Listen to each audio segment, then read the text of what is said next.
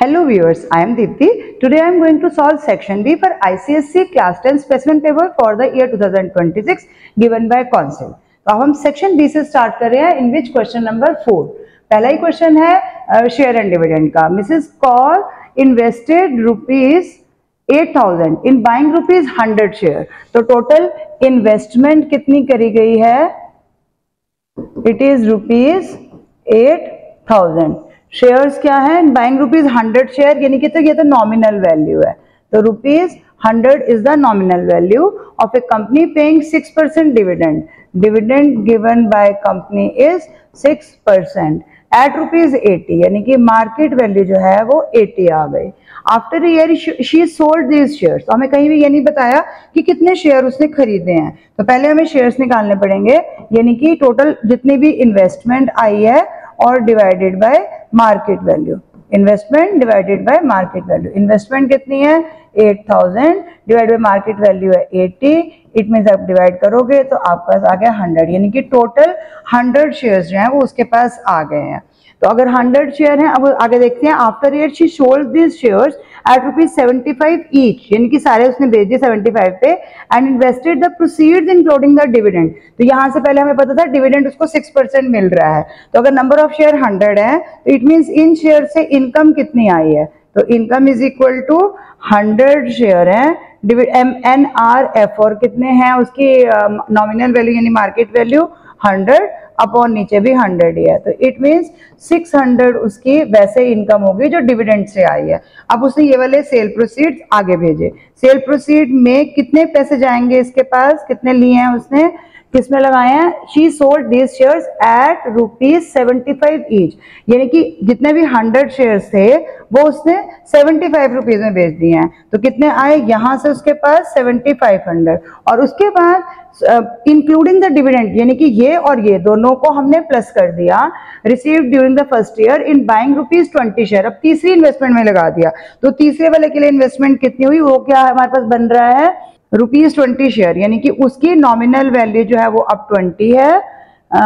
Share paying dividend आपको 15% का given है, एंड ₹27 यानी मार्केट वैल्यू जो है वो 27 है. Find the dividend received by her during the first year. तो फर्स्ट ईयर का डिविडेंड रिसीव्ड हम ऑलरेडी निकाल चुके हैं. ये 7500 को हमने 600 से प्लस किया, तो यहाँ पर आपके पास 8100 आ जाएगा टोटल, जो फर्स्ट पार्ट का आंसर है. Now number of share purchased by her using total proceed. तो टोटल प्रोसीड उसने 8100 की करी है. अब 8100 उसके पास टोटल जो मतलब उसने इन्वेस्टमेंट करी है एक तरह से, और मार्केट वैल्यू कितनी है? 27 है. इन दोनों को डिवाइड करोगे आपके पास आंसर आ रहा है 932799, यानी कि 300. तो 300 टोटल उसने number of share purchase by using, तो वो 300 है. So now dividend received by her during the first year वो 600 आ गया जो डिविडेंड था, और नंबर ऑफ शेयर जो है वो अभी हमारे पास 300 आ गया. Now coming to second part, inequalities से है. 5x - 21 less than 5x/7 - 6. ये फर्स्ट हाफ हो गया. सेकेंड हाफ ले लेते हैं. 5x इतना आ जाएगा -6 less than and equal to -3/7. 7 3 21 plus 3 तो 24/7 आ जाएगा. दोनों को हमें सॉल्व करना है, तो ट्रांसपोज कर लेते हैं. लाइक टर्म्स एक तरफ आ जाएंगी. 5x/7 हो गया, -6 प्लस 21 कितना आ गया? 15, और इस तरफ 7 एलसीएम 35 - 5x, यानी कि 30/7x less than 15. x is less than 15 into 7 upon 30, यानी कि x इज लेस देन 7/2, और you can also right 3.5. Real number है तो 3.5 हम ले सकते हैं. नेक्स्ट इज इस तरफ में देखेंगे तो 5x/7 है, इसके साथ में प्लस x भी है, -x इधर हुआ, then 24/7 and plus 6. Next is 5 - 7x/7. Here 7 - 24 plus 7 6 42 8. 12 - 4 is 8, 3 - 2 is 1, plus का ही रहेगा, लेस देन, और इधर कितना आ गया? 2 माइनस का -2/7x. अब जब हम 2 से डिवाइड करेंगे तो साइन चेंज हो जाएगा इनइक्वालिटी का. दिस विल बिकम 18/7 और इधर आने के बाद 7/2 माइनस का, लेकिन साइन चेंज हमने कर दिया, सो दिस इज 9। तो x is greater than and equal to -9 and less than 3.4। तो ओवरऑल सोल्यूशन क्या बन जाएगा, x is greater than and equal to -9 है एंड लेस देन के नीचे इक्वल नहीं है, सिर्फ 3.5 यहाँ तक आपके पास आ जाएगा। अब इसको नंबर लाइन पे भी रिप्रेजेंट करना है, रियल नंबर है, नंबर लाइन पे रिप्रेजेंट करने के लिए आपको सारे नंबर्स लेने पड़ेंगे। -9 से आपने स्टार्ट करना है, तो आप एक एक्स्ट्रा नंबर -10, -9, -8 ऐसे लेते जाएंगे, -8, -7, -6, 5, 4, 3, 2, 1, फिर 1 के बाद ये 0 आया, 0 के बाद उस तरफ हमारे को कहाँ तक जाना है, 3.5, तो मीन्स 1, 2, 3 एंड फिर 4 के बीच में, तो 3 और 4 के बीच में ये आपका 3.5 है, जिसके ऊपर हमने हॉलो सर्कल लेना है, क्योंकि 3 आप यहाँ पर वैल्यू भी लिख दीजिए 3.5, या फिर उसी फॉर्म में भी 7/2 भी आप यू कैन ऑल्सो राइट, क्योंकि दोनों ही रियल नंबर ही हैं। तो ये आ गया 3.5 और इधर से आ जाएगा -9, लेकिन -9 के ऊपर हमारे पास डार्क सर्कल आएगा। मैं ज़्यादा बड़ा इसलिए बना रही हूँ ताकि आपको दिखाई दे जाए, ये हॉलो है और ये डार्क है। तो -9 से लेकर आपने 3.5 तक पूरा नंबर लाइन पे शो करना है, सारे नंबर्स लिखने हैं जो बीच के आ रहे हैं। Now next from trigonometric identities, next question, prove that sin theta plus cos theta then cosec theta minus sec theta is equal to cosec, sec और tan, तीनों में हमने लेके जाना है इस क्वेश्चन को। तो हमें पहले तो साइन कॉस में लाने में इजी रहता है, तो हम साइन कॉस में ही ले आते हैं। फर्स्ट वाला टर्म तो साइन कॉस में है, सेकंड वाले को भी साइन कॉस में ले जाते हैं, निकल तो दोनों साइड से ही जाएगा, 1/sin थीटा माइनस सेक हो जाएगा 1/cos theta, here this is sin theta plus cos theta. अब इसमें अगर हम एलसीएम लेंगे तो this is sin theta cos theta and ऊपर क्या बन जाएगा, cos theta minus sin theta, और ये है हमारे पास cos theta plus sin theta. Plus में तो कोई फर्क नहीं पड़ रहा, तो हम ऊपर क्या ले सकते हैं, this is cos square theta minus sin square theta upon sin theta and cos theta. अब cos square theta minus sin square theta में हमें किसकी टर्म में आंसर दिखाई दे रहा है, tan में है, cosec में और sec में है, यानी हम इस पूरी टर्म को अगर sin में ही ले जाएं तो cos को हटा देते हैं, cos की जगह पे आइडेंटिटी लगा दी 1 माइनस sin स्क्वायर थीटा। आपने साइड में लिखना है कि हमने कौन सी आइडेंटिटी लगाई है, यहाँ पे भी रेसिप्रोकल रिलेशन हमने लगाया है, minus sin square theta upon sin theta cos theta is equal to कितना हो गया, 1 minus 2 sin square theta upon sin theta and cos theta. अब सेपरेट कर लेते हैं, 1 upon sin theta cos theta आपको दिख ही रहा है ना, cosec और sec भी है, और दूसरा आ जाएगा -2 और sin थीटा है, और नीचे आपके पास sin थीटा cos थीटा दोनों हैं, तो sin sin कैंसिल हो जाएगा और इसका बन गया 1/sin का, जिस फॉर्म में उन्होंने लिखा है 1/sin पहले ले लिया, तो cosec थीटा sec थीटा -2 और अपॉन cos है, और ऊपर एक sin भी है, साइन स्क्वायर था ये, this is sine square theta, तो साइन स्क्वायर में से एक कटा है तो एक रह जाएगा, तो साइन अपॉन कॉस यानी कि ये आ जाएगा tan थीटा। तो जो हमारा आंसर है, इसमें यही इकलौते ऐसे क्वेश्चन होते हैं जिसमें आप आंसर की चीटिंग भी कर सकते हो, क्योंकि आंसर आपकी आंखों के सामने है, cosec theta sec theta -2 tan theta which is our right hand side, hence verified. Now coming to question number 5, circle with similarity.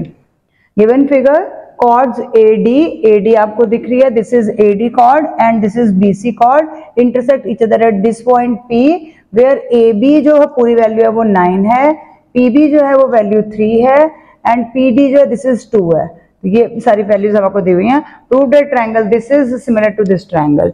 तो ट्रायंगल हम ले लेते हैं पहले जो हमने प्रूव करने हैं, in triangle APB and triangle CPD क्या क्या दिखाई दे रहा है, A P और B। APB मीन्स हमारे पास ये वाला ट्रायंगल हमने लेना है, APB मीन्स ये ट्रायंगल लेना है, देन CPD मीन्स ये स्मॉल वाला ट्रायंगल लेना है। तो ये दो मतलब हमने आमने सामने दिख रहे हैं। एक तो आपको वर्टिकली अपोजिट एंगल भी दिख रहा है, दूसरा अगर आप देखेंगे तो ये BD आर्क है, BD आर्क ही यहाँ पर भी एंगल बना रही है, BD आर्क ही C पर भी एंगल बना रही है, तो angle in the same segment आ जाएगा यहाँ पर, एंगल पहले वाले में बन रहा है BAP इज इक्वल टू, उधर से लेंगे तो DCP क्यों है? क्योंकि angle in the same segment, इतना आपको मिनिमम देना है। Next is vertical opposite angle ले लेते हैं, दो ही एंगल लेने हैं हमने।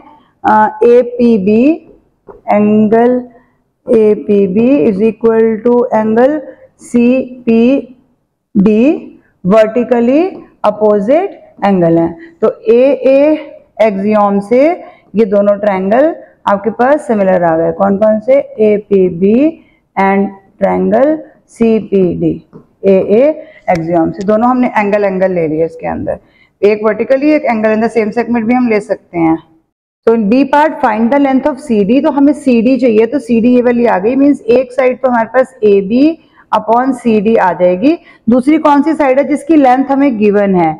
BP की गिवन है और DP की गिवन है, तो यहाँ पर हम BP अपॉन DP ले लेंगे दूसरी साइड। नाउ AB की length is 9, CD we have to calculate, BP is given as BP की वैल्यू 3 गिवन है एंड DP की वैल्यू 2 है, तो यहाँ से CD की वैल्यू कितनी निकल जाएगी? 9 इंटू 2 अपॉन 3, 3 3 9, 3 2 6, तो ये आपके पास आंसर आ गया 6 सेंटीमीटर CD के लिए।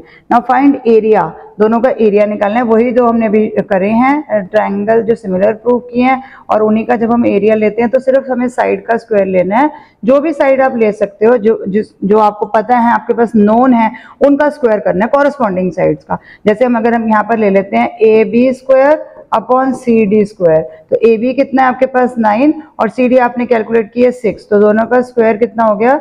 81 अपॉन 36, 9 की टेबल पे कट रहा है, 9 9 9, तो 9:4 आ रहा है रेशियो। अगर मैं ये ना भी लूँ, दूसरी साइड भी ले लेंगे तो कितना आ जाएगा? दूसरी साइड कॉरेस्पॉन्डिंग ये थी 3 का स्क्वायर, डायरेक्टली यहाँ से देख सकते हो आप, 3 का स्क्वायर अपॉन 4 का स्क्वायर, तो 2 का स्क्वायर, तो कितना हो गया? 9:4। तो आप कोई भी कॉरेस्पॉन्डिंग साइड ले सकते हो, आंसर विल रिमेन सेम। तो 9:4 is the answer for this part. Length of CD वो हमने पहले कैलकुलेट कर लिया है, विच इज 6 सेंटीमीटर, और प्रूव हमने ऑलरेडी कर दिया, AA एक्सियोम हमने यहाँ पर यूज किया। Now coming to second part, जो कि रेकरिंग डिपॉजिट यानी बैंकिंग का क्वेश्चन आ रहा है आपके पास। Mister Sam has a recurring deposit account and deposits ₹600 per month, तो P is equal to ₹600 per month for 2 years, यानी N is equal to 24 it is given, and maturity value is given as 15600। Find the rate of interest. तो maturity value 15,600 दोनों से मिलकर बना, यानी कितने मैंने पैसे जमा करवाए हैं P इंटू N प्लस कितना मुझे इंटरेस्ट मिल रहा है। तो इसमें से अगर मैं P इंटू N करती हूँ तो दिस इज 600 इंटू 24, दोनों को प्लस करके अगर मैं माइनस कर दूंगी इसमें से मल्टीप्लाई करने के बाद, तो कितना हुआ? 0 0 6 4 24 6 2 12 13 14 माइनस 15600। तो ये डायरेक्टली मेरे पास यहाँ से इंटरेस्ट निकल जाएगा, and this interest will be 0 0 6 minus 4 is 2 and 1, तो 1200 का इंटरेस्ट आ रहा है। तो I इज इक्वल टू, अब हम ओरिजिनल फॉर्मूला लगा रहे हैं, दिस इज P, R हमने निकालना है, और N प्लस 1, N कितना है? 24, 25 is N plus 1 divided by 2 into 12 into 100। Now 25 4 4 6 2 3 3 4 2 300 and then 150 is equal to 1200। तो यहाँ पर कितना है आपके पास? 150R is equal to 1200, then value of R will be 1200 divided by this। आप आंसर निकाल सकते हो इसमें से, कितनी रेट बन गई आपके पास अगर आप माइनस करके निकालोगे तो? This is 8%, so rate is 8%। Now coming to part number 3, statistics chapter है, step deviation method, third method of mean calculation। These are given class intervals, frequency is also given। तो हमें इसका पहले फ्रीक्वेंसी का plus निकालना है, कितना आ रहा है? This is 30। अब नेक्स्ट स्टेप है हमें इनका क्लास मार्क निकालना है, यानी कि x दोनों को प्लस करके डिवाइडेड बाय 2। तो 15 का करोगे तो आपके पास पता है आपको 7.5 आ जाएगा। 15 का इंटरवल है, लेकिन फिर भी आप एक देखो जैसे 15 प्लस 30 है तो डिवाइडेड बाय 2, यानी कि 45 डिवाइडेड बाय 2 तो 22.5 आ जाएगा। हर स्टेप को आपने ऐसे करके देखना है, अगर कहीं पे भी डाउट है तो गलती आगे नहीं जानी चाहिए, अदरवाइज आप इनमें 15 प्लस करते जाओ तो ये बन जाएगा आपके पास 37.5, फिर 15 प्लस कर दिया तो फिर कितना हो गया 12 हो गया, 7 5 12 3 1 4, तो और यहाँ से आ जाएगा 5, ये बन गया 52.5। ऐसे ही नेक्स्ट आ जाएगा आपके पास 67.5 और 67.5 में 15 प्लस करोगे दिस इज 82.5। ये क्लास मार्क आए हैं। अभी हमें एज्यूम्ड मीन मेथड के हिसाब से इसको करना पड़ेगा, पहले डी निकालना है, यानी कि कितना डेविएट हुआ है, तो कितना हुआ है वो हमें निकालने के लिए पहले देखना है एज्यूम्ड मीन से। तो 3 ऊपर 3 नीचे ले सकते हैं, तो इन दोनों में से हम किसी भी एक वैल्यू को ले सकते हैं। Let we are taking assumed mean as a as 52.5। तो अब मतलब कितना डेविएशन आ रहा है 7.5 में से इसको माइनस करना है, तो ऑब्वियसली माइनस में आएगा, तो 52.5 में से इसको माइनस करोगे तो ये आंसर हो रहा है माइनस का 45, then minus 30, then minus 15, this is 0, this is 15 and this is 30। लेकिन अभी हमें h कितना है इसका क्लास साइज है 0 to 15 यानी कि 15 है, उससे भी डिवाइड करना है, तो आपके पास u आएगा। u कितना आएगा, जो हमने d निकाला है इसको h यानी कि 15 से डिवाइड करना है, तो माइनस 45 को 15 से डिवाइड करोगे यू विल गेट -3, देन इसको करोगे 15 से तो -2, देन -1 0, देन 1 एंड 2। अब हमारा लास्ट स्टेप आएगा f इंटू यू, जो अभी हमने निकाला, तो f के कॉलम में जाना है, u के कॉलम में जाना है। This is -9, this is -8, this is -7, this is 0, this is 8 and this is 4। तो कैलकुलेशन और भी इजी हो जाती है, हम a प्लस वाले और माइनस वालों को कैंसिल भी कर सकते हैं। तो ये 9 और 7 कितना हो गया -16 प्लस 4, यानी कि सिग्मा एफ यू का आंसर इज -12। ये आपका स्टेप हो गया, ठीक। अब इसके अलावा अगर हम इस कैलकुलेशन की हमें जरूरत नहीं है, इसको रब कर देते हैं। मीन का फॉर्मूला, mean is equal to sigma F U divided by sigma F, जिससे हमने डिवाइड किया क्लास साइज उससे मल्टीप्लाई करेंगे, और जिसको एज्यूम मीन को हमने माइनस किया लास्ट में उसको प्लस करेंगे। फॉर्मूले का कोई रट्टा नहीं है, आराम से इसको आप याद कर सकते हो समझ के।